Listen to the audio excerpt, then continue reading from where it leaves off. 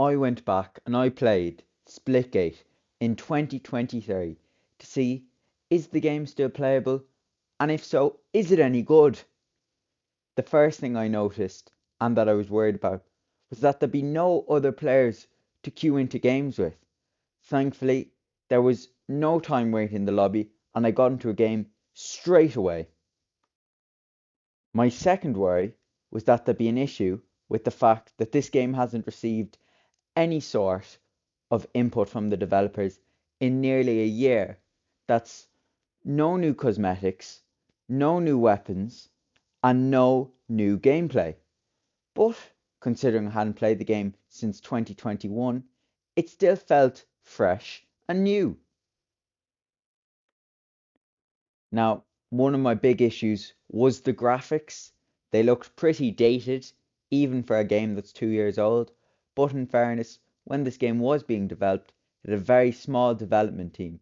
So they didn't have the big budget that games such as Call of Duty and Fortnite would have. So I can't be giving out too much about things like that. Another thing that I wasn't impressed with was the portals. They were very difficult to aim, and I found that I was often missing where I was aiming the portals to go. Now, whether or not that's just me being bad at the game, I'm not fully sure, but it would have been better if there was some way to aim down sights with your portal so that it would be more accurate.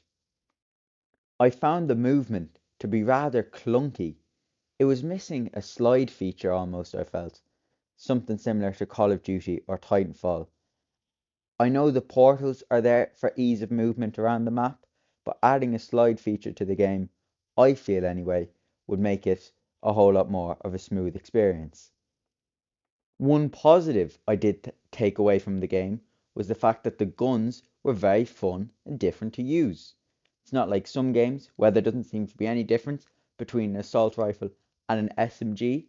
Every gun felt different and interesting to use. All in all, I found that the game, despite its flaws, was still enjoyable, and I can't wait for the sequel to come out and try it then.